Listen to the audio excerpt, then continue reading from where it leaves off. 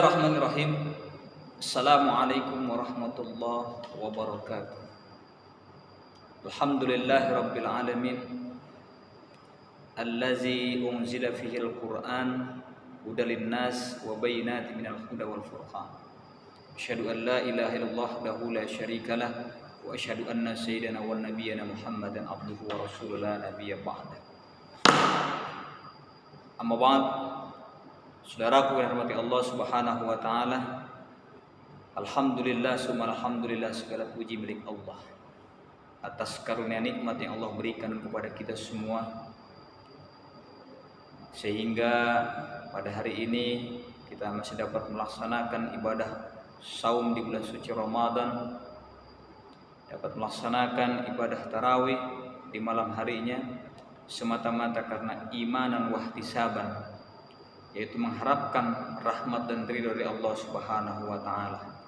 Mudah-mudahan kita mampu untuk mengisi bulan Ramadan ini dengan aktivitas ibadah-ibadah lainnya. Salawat beriring salam semoga tetap tercurah karibaan junjungan kita Nabi besar Muhammad sallallahu alaihi wasallam beserta para sanak keluarga dan para sahabatnya sampai pada akhir zaman, dan insyaallah kita termasuk ke dalam golongannya, dan mudah-mudahan kelak di yaumil akhir mendapatkan syafaat dari beliau. Amin ya rabbal alamin. Saudaraku yang dirahmati Allah Subhanahu wa taala, izinkan Al-Fakir untuk menyampaikan kultum yang bertema hikmah diturunkannya Al-Qur'an. Al-Qur'an adalah kitab suci yang diturunkan kepada Nabi kita Muhammad sallallahu alaihi wasallam melalui perantara malaikat Jibril. Al-Qur'an diturunkan secara bertahap kepada Nabi kita Muhammad sallallahu alaihi wasallam. Lalu apa hikmah daripada diturunkannya Al-Qur'an? Dalam hal ini saya akan menjelaskan bahwa terdapat 4 hikmah dari diturunkannya Al-Qur'an bagi umat manusia. Hikmah yang pertama dijelaskan oleh Allah Subhanahu wa taala dalam surat Al-Baqarah ayat 185. A'udzubillahi minasyaitonir rajim. Bismillahirrahmanirrahim. Syahrul Ramadan alladzi unzila fihi al-Qur'an hudal linnasi wa bayyinatin minal huda wal furqan. Ini adalah bulan suci Ramadan yang di dalamnya diturunkan Al-Qur'an yang menjadi petunjuk bagi umat manusia dan pembeda antara yang hak dan yang batil.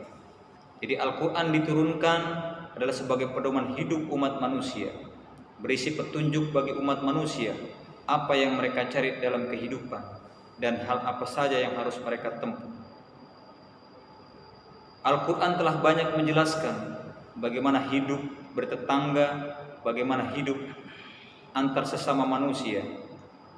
Al-Quran pun telah menjelaskan bagaimana bersikap ketika manusia ditimpa oleh suatu permasalahan. Bahkan Al-Quran dengan jelas menegaskan kepada kita semua, ketika kita ditimpa oleh musibah, maka kita kembalikan kepada Allah Subhanahu wa taala yang merupakan petunjuk akhir daripada usaha manusia. Dalam surat Al-Baqarah ayat 186 Allah menegaskan, a'udzubillahi minasyaitonir rajim. Bismillahirrahmanirrahim. Wa idza sa'alaka ibadi anni fa inni qarib ujibu da'wata da'i idza da'an falyastajibu li wal yu'minu bi la'allahum yarshudun.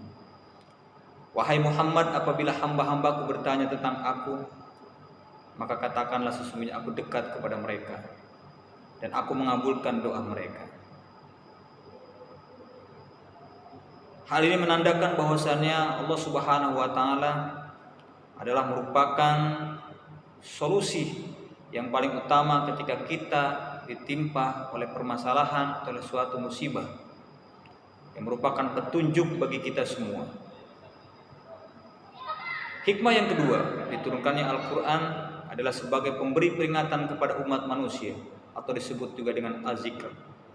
Maksudnya bahwa Al-Quran turun dengan berbagai ayat yang membahas tentang hal-hal yang dilarang untuk dilakukan dan balasan-balasan dari perbuatan kita selama di dunia.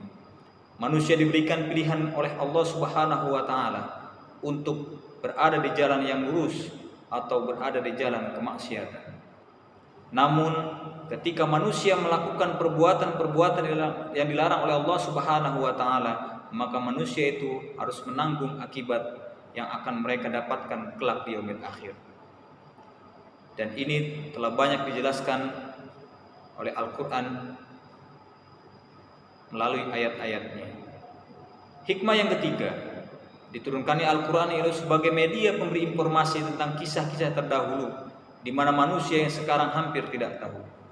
Dalam Al-Quran terdapat banyak kisah yang dapat kita pelajari agar kisah yang tidak diperkenankan tidak kita ulangi di zaman sekarang. Kita ambil contoh, ketika manusia dikuasai oleh nafsu kekuasaan, maka akan berakhir seperti kisahnya Fir'aun.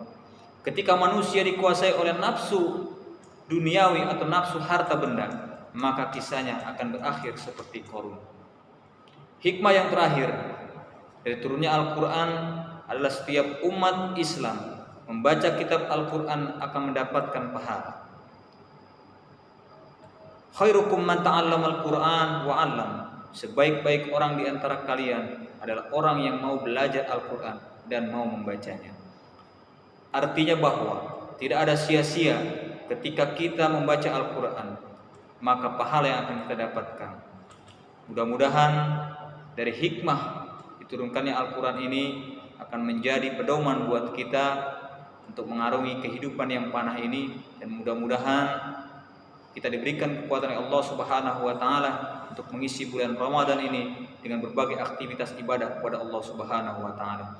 Demikian kultum singkat ini, kurang lebihnya mohon maaf. Assalamualaikum warahmatullahi wabarakatuh.